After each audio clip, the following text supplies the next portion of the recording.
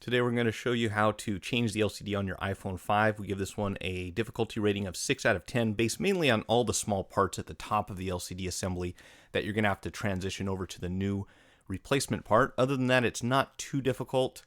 A couple of the screws inside the phone don't stick very well to a magnetized screwdriver, so be real careful not to lose them, and make sure you have a pair of tweezers on hand. You might have to dig them out of the phone. And also, something to be aware of is that the camera doesn't always center properly, the front-facing camera on the LCD, so you'll want to check that and make sure it's centered so you don't block any of the range of vision on it. And you can see here we have a nice LCD in perfect condition, but the lens is cracked. And unfortunately, it's very difficult to separate those two, if not impossible. So the best thing to do is just buy the entire replacement assembly. Here you can see I'm taking the SIM card tray out just out of habit. You don't really need to do that, but it's a good habit to get into. Down at the bottom, next to the lightning connector, you will have your two pentalobe screws. Make sure that you use the proper driver for these screws. There are other ways that you can get them out of the phone, but if you damage these screws whatsoever, and you will if you're not using the right tool, you will definitely void your warranty, and you may get the screws stuck inside the phone. And it's never fun to drill screws out of a cell phone, especially an iPhone 5. So make sure you get the right driver. They're only about $5 online. And what we're going to do here, you can see that because the screen is cracked, it's going to be a little tricky to get much suction with the suction cup. You can use your pry tool. We're not too concerned about damaging the LCD because it's already broken, but I always try to preserve those just in case. You can probably recycle them.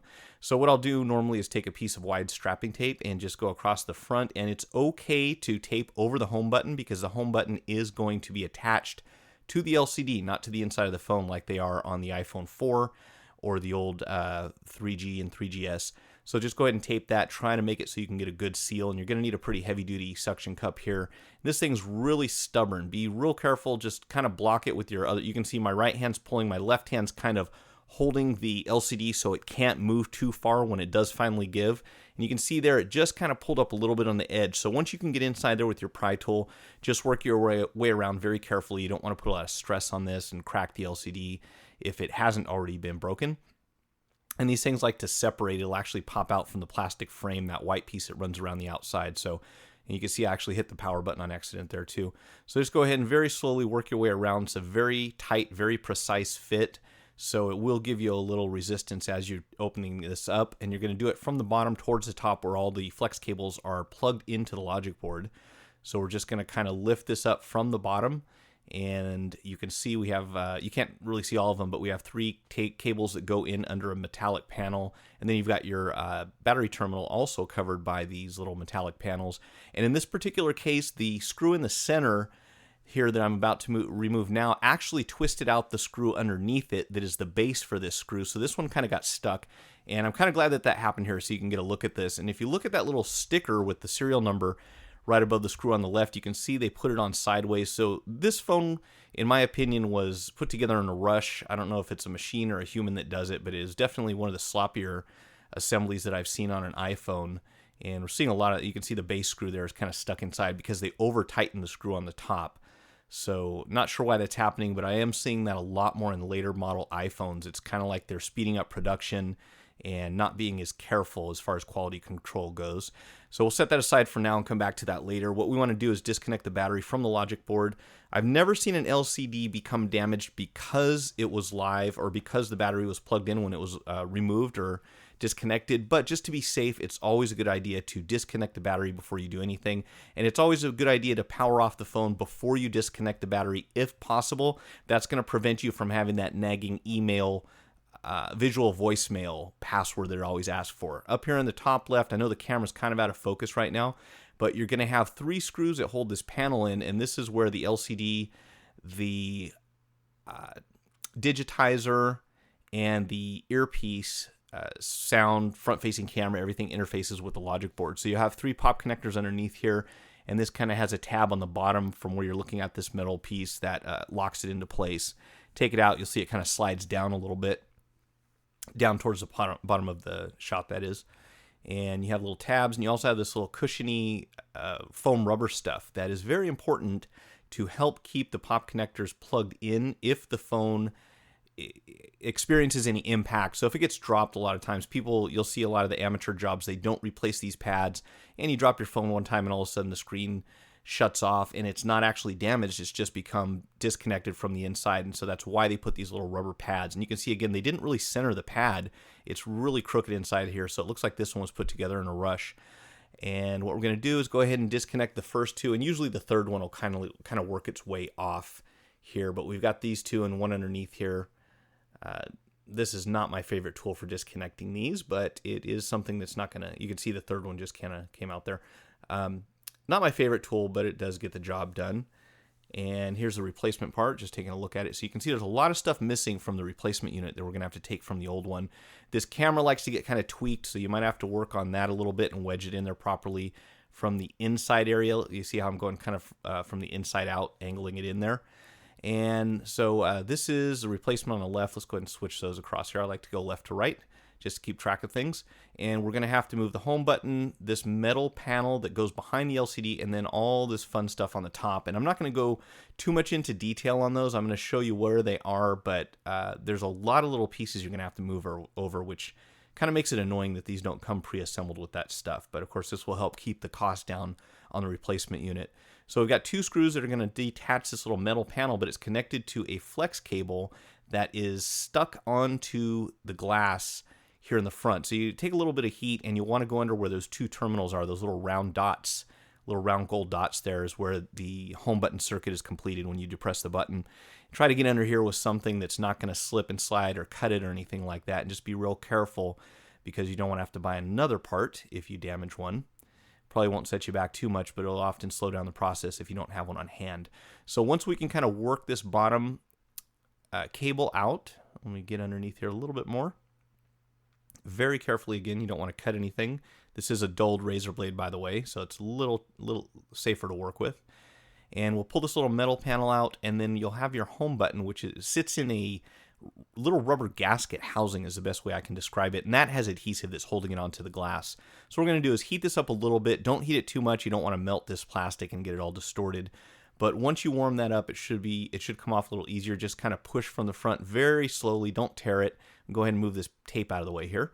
And just push little by little. It should pop right out. And then you just want to transfer that straight over, hopefully with the adhesive still intact. And it's a good idea to move the plastic off the new part before you set it in there. And you'll see here that it doesn't go in straight the first time. So if you try to line it up from the back, usually you're going to be off a little bit, and that little square that they print on the home button makes it very noticeable. So what I like to do is push this out and just kind of look at the front of the screen as you're installing the button. Make sure it's nice and straight, and that way it'll look stock and not like somebody's been messing around with the phone, twisting the button around. It's very distracting when you have a crooked button on there. So go ahead and put that in, and once we get that together, we can put this cable right over the back. And something to take note of, if you're having problems with your home button, there's often going to be corrosion inside this little piece that I'm putting on right now. So sometimes you just clean it up. You might have to replace the whole thing or clean those terminals, the little gold ones, little round gold terminals there. So we've got our screws we're going to put back in, and then we will move on to the metal panel behind the LCD.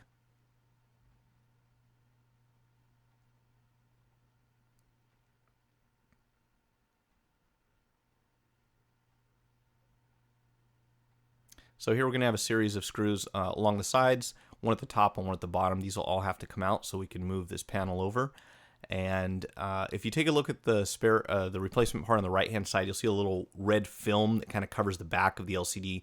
We're going to take that off also before we apply this. And I don't know why I took those two screws out first. Those could actually wait till later, the ones that are on the earpiece. But go ahead and take all the screws out from the metal frame. And very carefully lift it out just to make sure you haven't forgotten anything. You can see I actually forgot the one on the bottom there before I started to pull it apart. But you'll notice real quickly if you run into any resistance that there's something holding it in place. So let's just pull right off. This part's relatively easy and straightforward. Remember not to mix up your screws. These are different lengths pretty much throughout the phone. So you want to keep those well organized if you don't know where they go. And we'll move over here. Go ahead and take the red piece off the back. And then you can install the panel. Nothing too complicated here.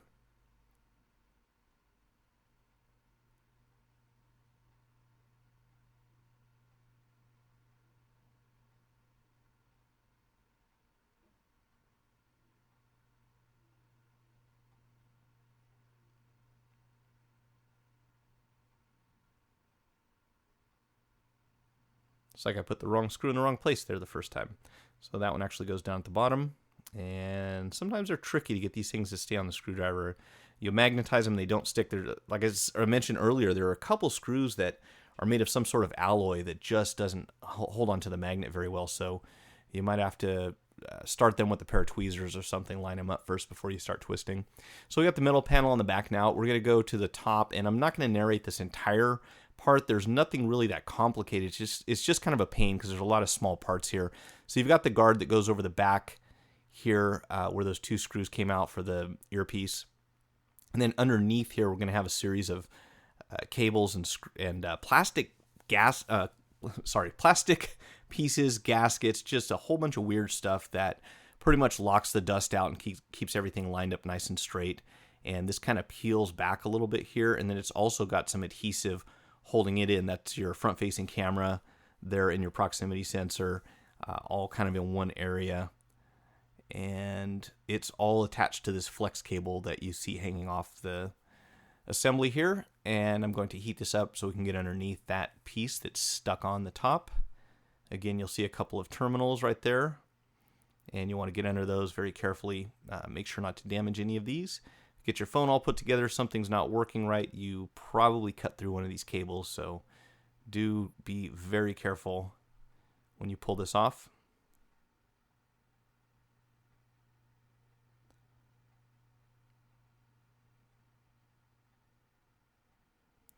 And I do want to mention that when we get to the front here in a minute, you will see a big round piece there I'm kind of pointing to that goes, it's the dust protector for the front-facing camera. This thing is actually glued onto the glass. There's a little one here I'm taking off first. And these are kind of a pain to manipulate, especially since look like my tweezers were bent there a little bit. But this little plastic piece, you'll see, I'll come back to it in a minute, and it's just going to fly across the room. So the big one there where you can actually see through the top of the lens.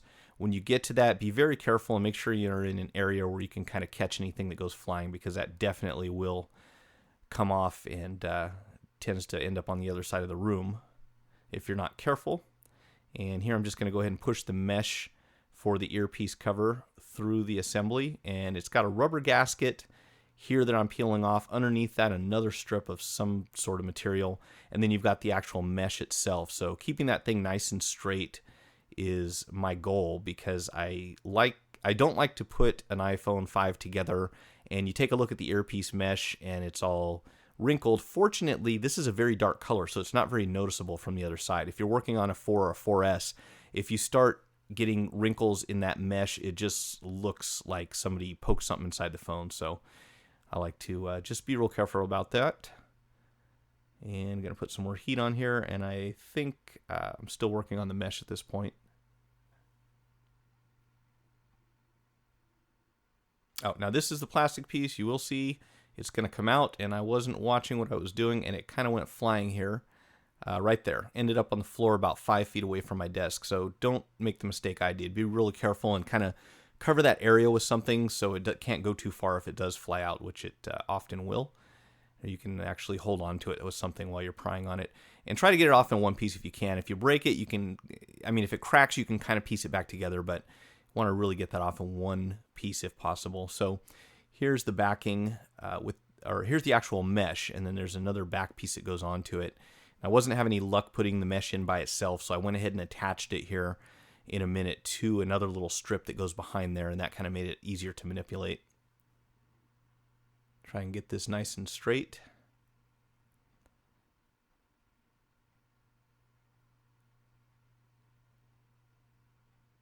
And you can see it just doesn't really have anything holding it in place. You can always add a little bit of adhesive, double stick adhesive if you need to. But I found that taking this other piece that goes behind it and just sticking the two back together what made it the easiest to work with.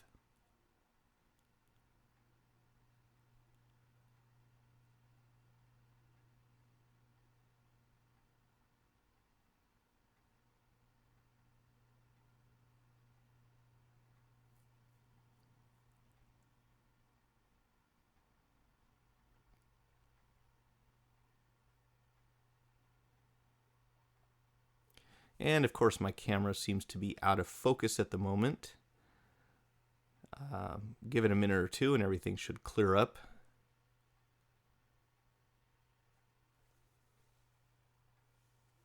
All right, there we go. Now we can see what we're doing, and actually had to leave the table to go find this little plastic piece. And it's very annoying to look for a transparent plastic anything, just because it's just hard to see on any surface because everything goes right through it. So I can't stress enough, save yourself a lot of time. Make sure you keep track of that little plastic ring that goes around the front-facing camera, as well as a couple other little pieces here that are made out of clear plastic.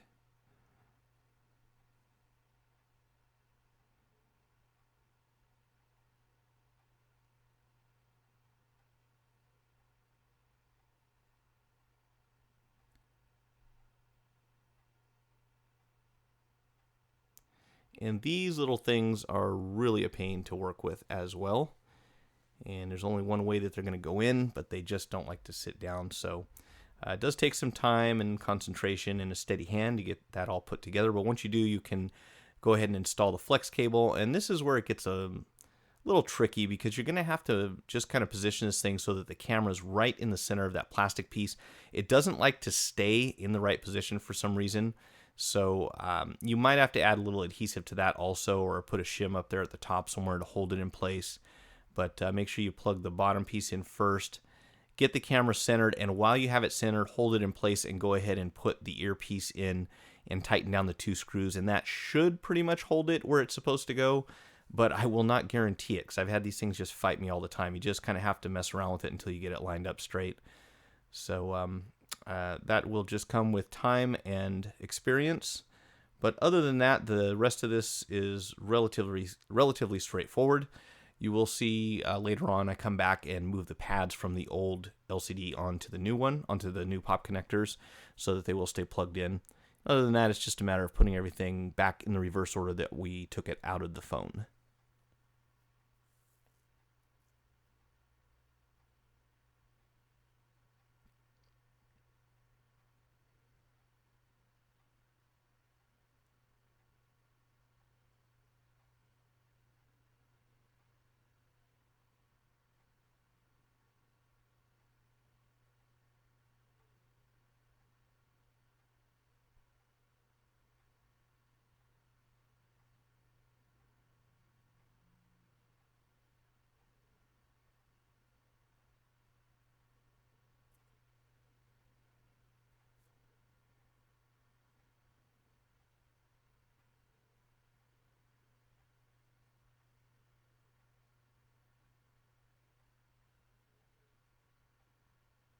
I don't know if you noticed, but on the top right-hand corner there, you can see that there's a little plastic piece that I seem to have left out of the phone. So I will probably go back off camera and put that back into position. Make sure you don't leave anything out. Looks like I got in a hurry on this one and neglected to put that back inside.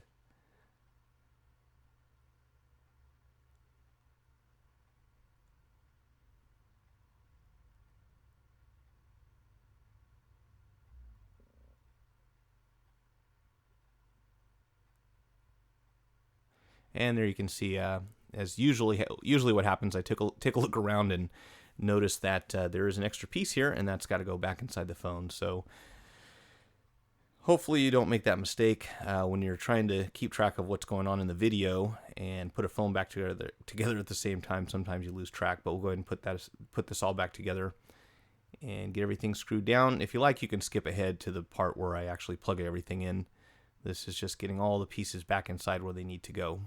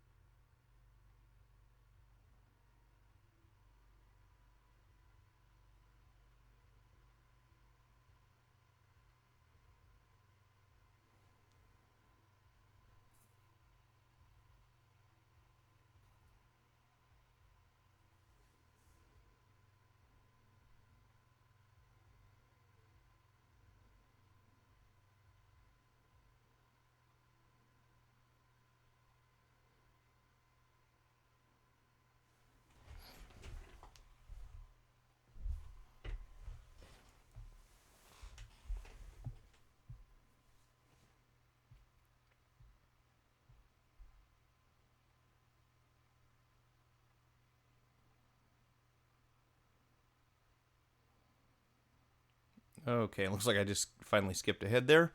Got all the plastic pieces back inside where they're supposed to be, and put our 2 screws back into the speaker retaining brace. I don't know what you want to call this thing. I'll have to look it up. So we've got the long screw that goes here on the top. The one on the bottom right hand corner is a little bit shorter.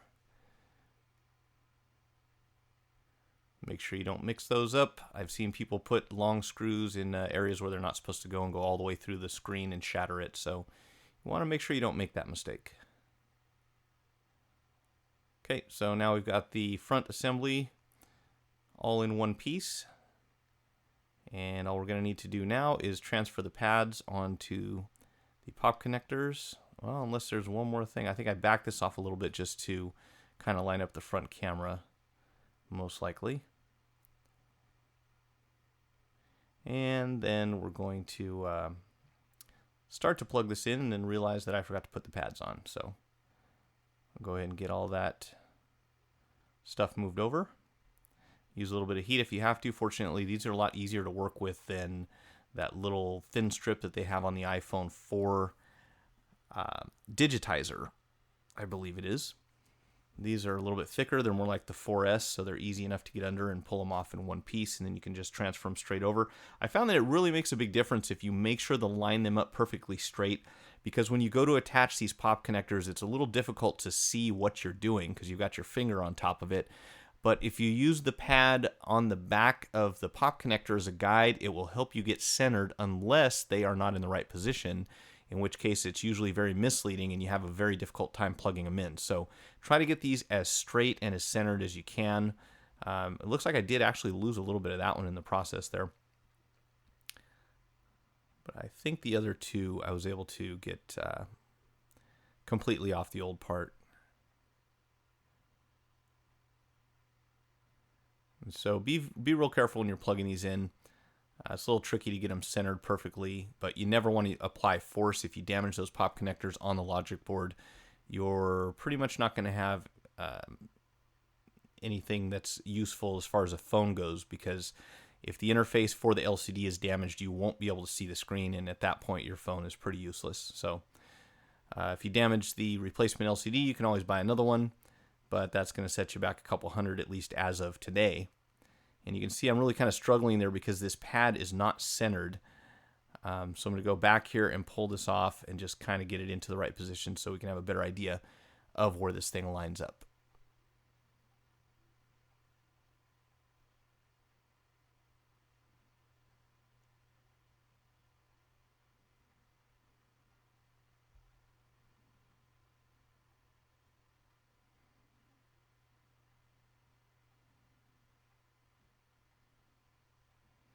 Now, once you get these plugged in, you'll notice that the LCD almost stays in an upright position, where kind of like where I have it right now, but it wants to kind of fall down to the outside.